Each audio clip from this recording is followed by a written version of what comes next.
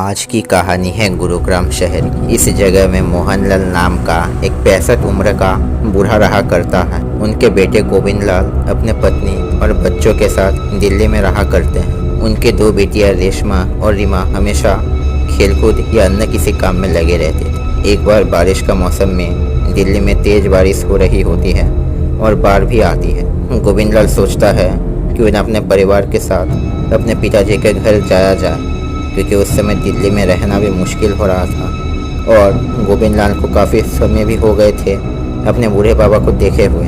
इसलिए पूरा परिवार गुरुग्राम के लिए निकल पड़ता है। मोहनलाल का घर एक स्कॉटिश चर्च के पास बना हुआ था और ये भी कहा जाता है कि मोहनलाल का घर एक समय उस इलाके के जमींदार का घर हुआ करता था, जिसका नाम था धर्म सिंह, जो कि वहाँ का आखिरी जमींदार था। इसलिए उसके घर में कई सारे पुराने चीज़ें जैसे लकड़ी का घर, जमींदार का हुक्का और भी चीज़ें आज भी उस घर में मौजूद है। लेकिन एक कहानी जो यहाँ के कई बुजुर्ग लोगों में प्रचलित है वह ये कि उस इलाके के आखिरी जमींदार धर्म सिंह जुआ खेलने में काफ़ी रुचि रखते थे। उसकी किस्मत भी अच्छी थी क्योंकि वो ज़्यादातर बाजियाँ जीत भी जाता था, जिस कारण वह काफ़ी अमीर भी बन गया, जिसके चलते उसको जुआ का नशा सा हो गया था। और तब के समय अंग्रेज़ों ने जुआ खेलने में पाबंदी लगा रखी थी, जिस कारण कई बार धर्म सिंह को जुआ खेलने के अपराध में जुर्माना भी भरना पड़ता था। लेकिन एक बार अंग्रेज साहब खुद उसको गिरफ्तार करने उसके घर आ गए थे। तब धर्म सिंह गुस्से से लाल होकर उस साहब का खून कर देते और लाश को उसी घर के अलमारी में छुपा देते।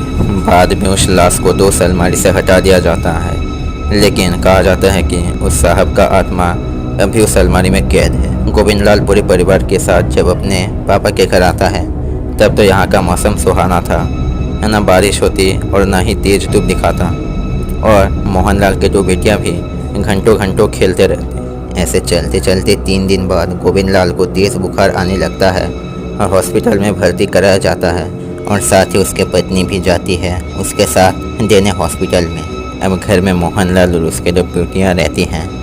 ऐसे चलता चलता एक सुबह ही बहुत तेज बारिश होने लगती है। रेशमा और रीमा घर के अंदर कभी कैरम खेलते हैं तो कभी लूडो, लेकिन इन सब से उनका मन नहीं भरता। रेशमा सुझाव देती है दादाजी का घर काफ़ी बड़ा है, बिना लुका छुपी खेला जाए। रीमा भी हाँ करती है। रीमा रेशमा से छोटी होने के कारण वो जिद करने लगती है कि पहले वो छुपेगी। रेशमा मान जाती है और 1 से लेकर 50 तक गिनने लगती है और गिनते खत्म हो जाता है। लेकिन रीमा को अभी रेशमा लगभग घर के हर जगह ढूंढ चुकी होती है, लेकिन अभी एक कमरा बाकी था। लेकिन वहां घुसना तो क्या, उस कमरे के आसपास भी घूमने के लिए मोहनलाल अपने पोतियों को सख्त रूप से मना कर रखा हुआ था। रेशमा को लगता है कि उसकी बहन उसी कमरे में छुप कर सोच रही होगी कि उसकी दीदी उसे उस कमरे में नहीं ढूंढेगी। रेशमा उस कमरे का दरवाज़ा खोलने पर देखती है कि उस कमरे में सिवाय अलमारी के पूरा खाली था। इसलिए वह किसी और न खोजकर सीधा अलमारी की तरफ बढ़ती है और देखती है कि अलमारी का दरवाज़ा हल्का सा खुला हुआ था, जिसे देख वह और भी उत्साहित हो जाती है। वह एक झटके में अलमारी का दरवाज़ा खोलती है, लेकिन देखती है कि रीमा वहाँ पर नहीं है। फिर वह अलमारी को थोड़े अच्छे से झाँक कर देखने लगती है कि तभी बर्फ़ जैसा ठंडा हाथ रेशमा के हाथ को अंदर की ओर खींचने लगता है। रेशमा उस हाथ की तरफ देखती है तो वह सन्न पड़ जाती है। वह हाथ के लंबे लंबे नाखून थे और अंदर की हड्डियां भी साफ देखी जा रही थी। एक धीमा कर्कश आवाज़ उसे कहता है, मेरे आत्मा को मुक्ति दो वरना मैं सबको मार दूंगा। ऐसा कर कर वो रेशमा को अंदर खींचने लगता है। तभी रेशमा जोर से चिल्लाती है और उसके चीख सुन रीमा वहाँ पहुँच जाती है और दीदी का हालत देख वो भी डर जाती है।